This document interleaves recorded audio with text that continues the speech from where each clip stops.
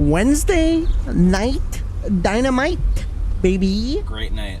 Great night. MJF is Great back. night for pro wrestling. He is back, and I'll tell you what.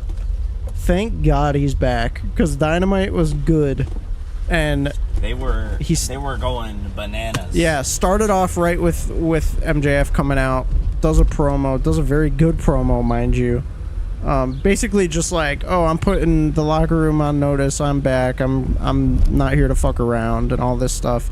And we are leading into his first feud, which is going to be with Roosh. El Toro Blanco. Mm-hmm. I said last week when he, MJF made his return, and then they did a little video thing about MJF coming back, and then they showed Roosh being like, hey MJF, I don't want you back. Yeah. And I was just kind of like, this is kind of random. Yeah. Roosh isn't a bad wrestler. I was just very taken aback by it, because I don't know, there are two people that I guess I wouldn't expect to feud, and I don't know. So far, Roosh has been in AEW for 2 years, and he hasn't really built a good feud. Yeah. So when he came out and started promoing on MJF,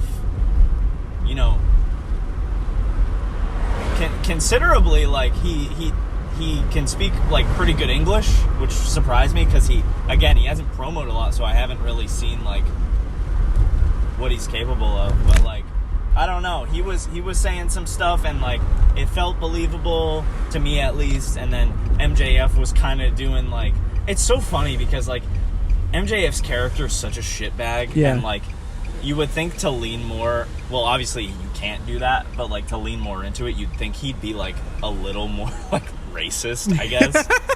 You just expect, I'm not suggesting it, you just kind of expect it, you know what I mean? Yeah.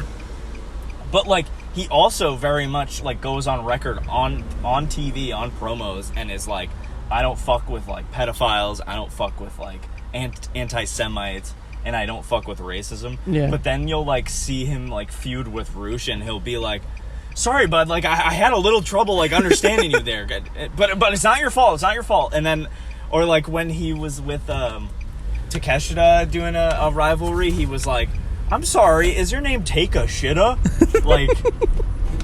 It's airing on the cusp of Yeah. But it's not necessarily.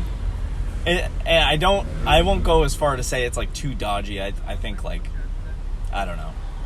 I think if neither of them were okay with it, then it wouldn't be on AEW, because AEW gives them creative control. Right. But Roosh ran into the ring.